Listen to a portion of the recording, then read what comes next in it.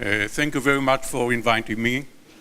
Actually, I'm a graduate of Bar-Ilan University, and Ephraim was my thesis advisor. I'm heading now the Haifa Center for Maritime Researchers, and we are a newborn center, so I'll not come with conclusions. We start with some finding. And I'll do the presentation first about the University of Haifa and Hudson Institute Commission, then what are the key findings, and then the conclusions and recommendation for further researches. So, as I mentioned, we are a new center established in 2016, and we would like to signal that the significance of maritime domain globally and also in Israel, the rising tendency worldwide, academia, think tanks, to conduct researches in the maritime domain, and in Israel, there is an inconsistency between the significance of the maritime domain to Israel and the low attention given to it by the Israeli administrations and leaders. So as the first step, the University of Haifa and Hudson Institute established a consortium for long-term cooperation on projects relating to the Eastern Mediterranean. And the two institutions set up a commission of experts, I'll show you, on security and energy. I would like to emphasize on security because energy, I was presented here last year and you touched this issue.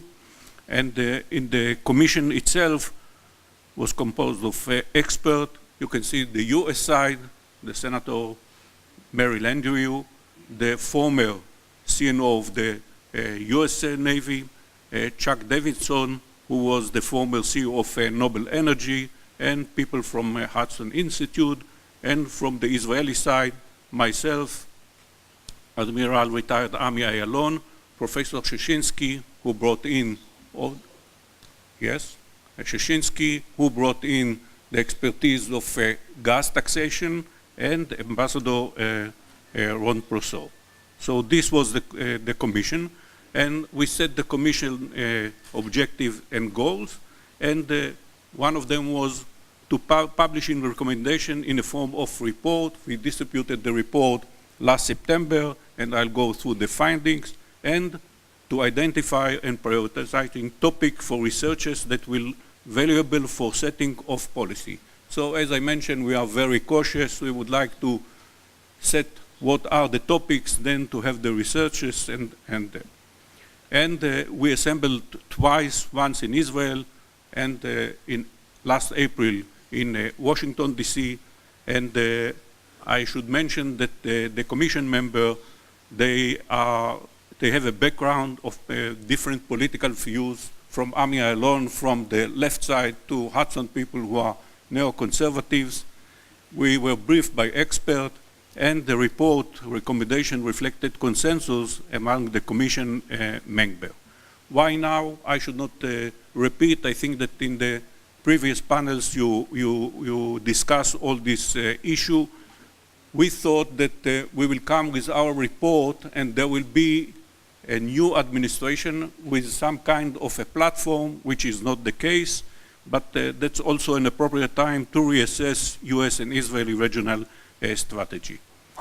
We put the Israel national goals. We put, well, the US side put the US national goals, and with this we have started to work together. Then with the key findings, and I think that I'll repeat some of the finding. I am going to repeat what is mentioned before me. First, significant decrease in US naval presence in the region over the past 2 decades, and political aspirations by some for further these engagements. Ephraim mentioned it, and I should mention it also. We look and see what is President Obama policy, and I think that the policy indicated the pivot to East Asia has a major effect on naval planning, Obama withdraws aircraft carrier support from the Middle East, just as Russia revealed its Syrian airbase. And when you examine the aircraft carrier worldwide, you can see that in the Mediterranean, there is no aircraft carrier for a long period of time. Then we try to examine the Iranian deal. And we say that the impact of the Iranian deal, the test for the deal, will be in the willingness to respond to violations such as missile tests. And I think that in the beginning of February, we have the missile test from the Iranian. There was a response by the former National Security Advisor, Michael Flynn, who puts Iran on notice after ballistic missile tests, and the US imposes sanction on the Iranian entities. And I think that this will continue in the future, and let's see how vigorous is the response of the US. Then the formation of the Russian-Iranian axis in Syria could influence other arenas as well, and Russian aerial and naval assets in the region make it a key player. You can see President Putin, the background here in the arena. It is not the Cold War period, and the recent Russian intervention coincides with the Iranian nuclear deal, the US gradual withdrawal, and as Ephraim mentioned, leaving the Saudis and the Gulf to fight Iran's influence in Yemen alone, and with Egypt, leaving Egypt also. You can see the Russian aircraft carrier, Admiral Kuznetsov. You can see the submarine and the shooting caliber missile from the two different directions, from the buoyants in the Caspian flotilla and also from the diesel submarine, the brand new improved Kilo class submarine from the Mediterranean. There is the presence of the Russian Navy, and you can see that in the Eastern Mediterranean, the flag, white, blue, red, is dominant in this region. And if you try to sum up what does it signal to Israel or to the world, a major mission of the Russian Navy in the Middle East and the Mediterranean is power projection and the use of the fleet on behalf of the state interest. Second, building capability for permanent gunboat diplomacy missions in the region. Recall what happened in 2011 when Russia deterred Turkish threat to Cyprus, building anti-access area denial capabilities in Syria that will be used to keep the North Atlantic Alliance at bay and outside of firing range of Russian assets. And last but not least, using the East Mediterranean as a test bed for new products development of a naval weapon. So that's what is happening with the Russian comeback to the Mediterranean, and that was the finding of the Commission.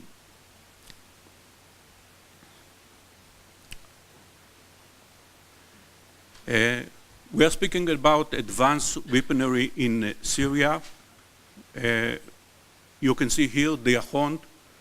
The Ahond might be used by the Hezbollah as well and is threatening our gas infrastructure, increased threat of naval terrorism following the destabilization in Syria, Yemen, and Libya, and the rise in the volume of global trade and the growing reliance on computation increase the likelihood of maritime cyber attacks.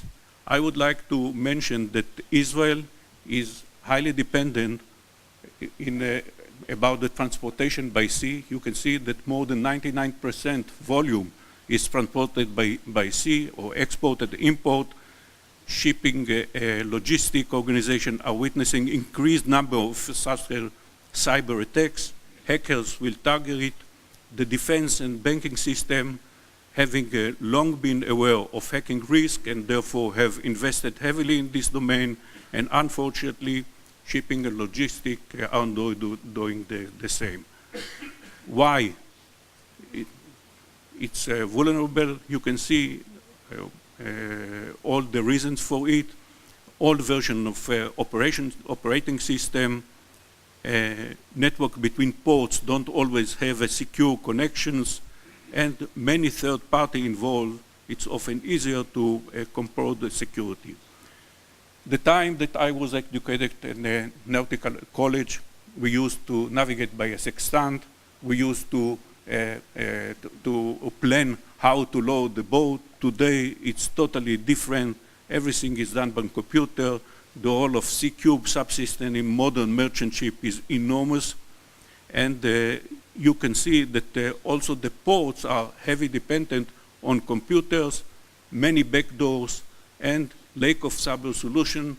We should mention it because transportation is very vital to us, and we should treat this issue. It's not the Israeli Navy. The Israeli Navy should be immune, but in this area, we neglected it and we put it as one of the findings.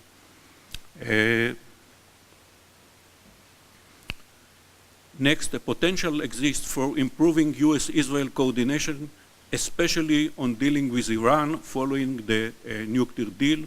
I am very happy to hear what President Trump mentioned about this issue, and maybe it will signal to Iran that there is a deterrent US policy here toward the Iranian deal.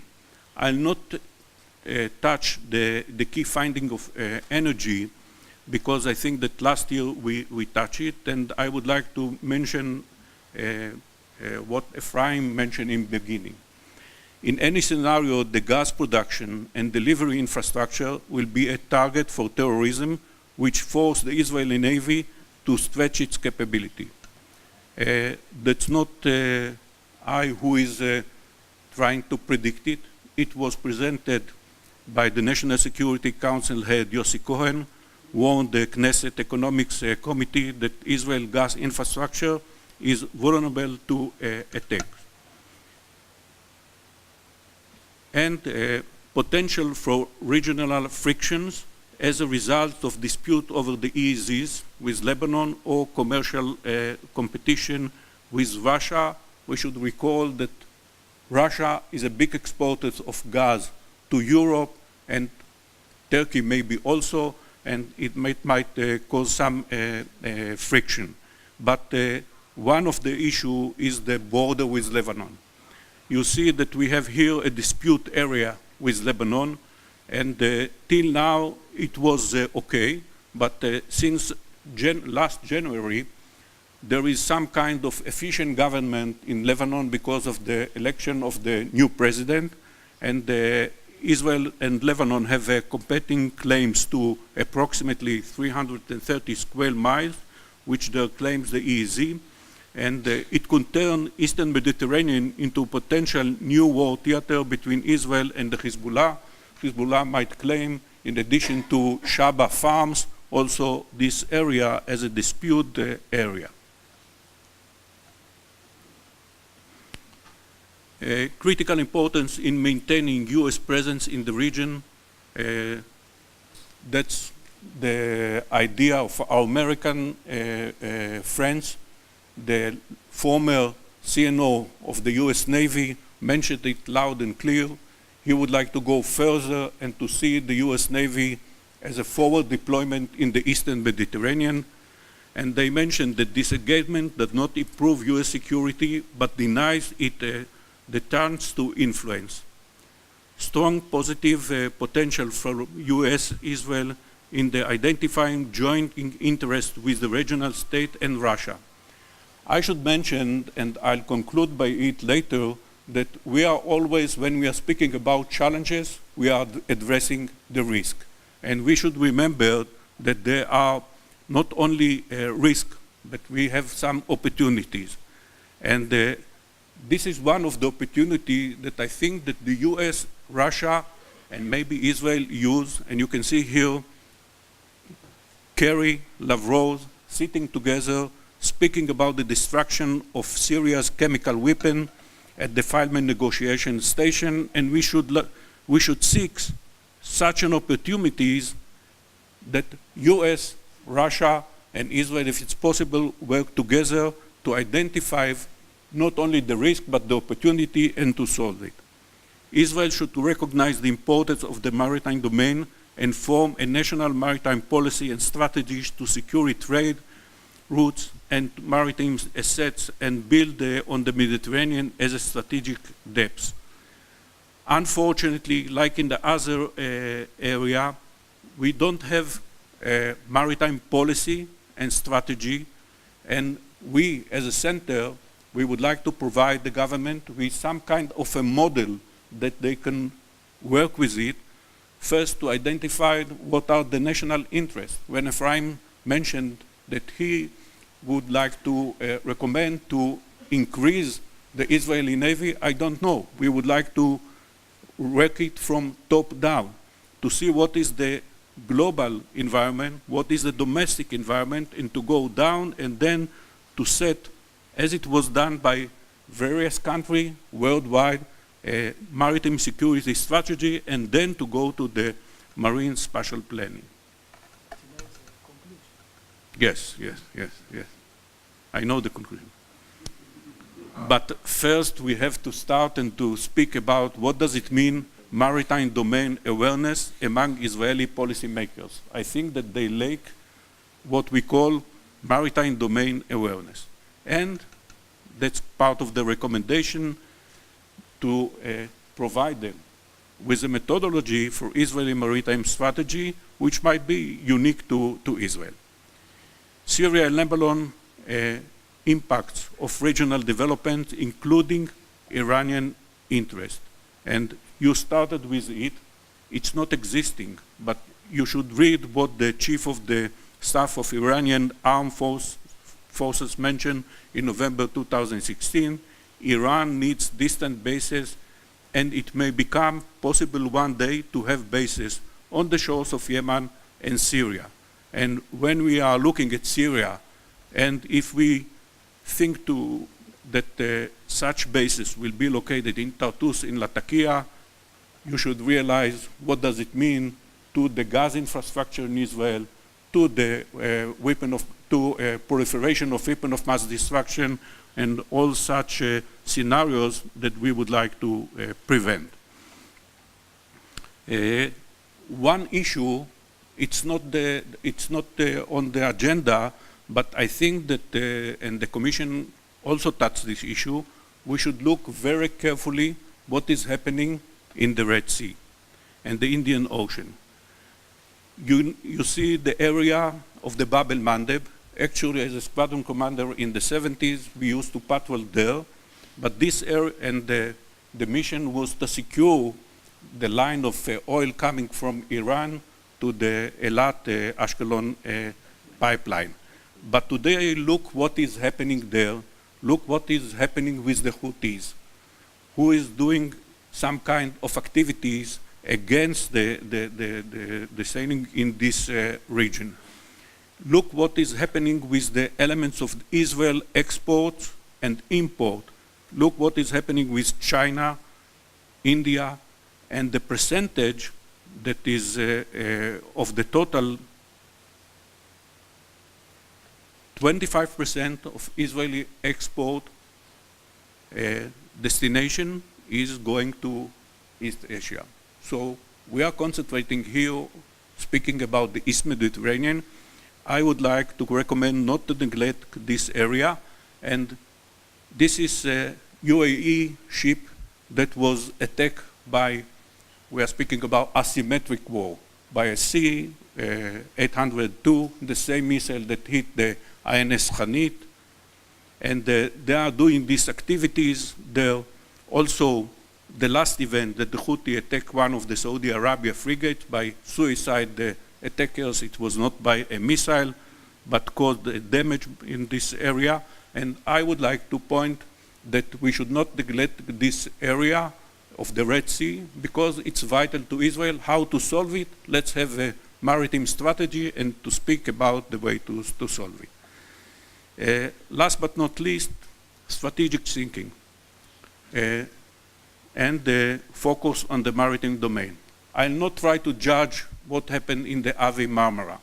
I'd like to quote one of the US Congress member, what he is writing to the CNO. I am concerned at the deficit of strategic thinking endemic in our government and vulnerability it creates for the nation's future and security. When I was a young officer in the Israeli Navy, the situation was very clear to us. 2 elements and you can fire a missile. Today, I think it's not unique to Israel. A naval officer on board the ship facing problems with immigration, refugees, terror, you don't know what, and you should think before you are doing things, otherwise you can come to a scenario like we had in the Ave Marmara. And last but not least, the way to address strategic challenges, it's not only challenges or risks. When we are speaking about challenges, it's risk and opportunity, and it's better to identify the opportunity and to try to solve them. Thank you very much.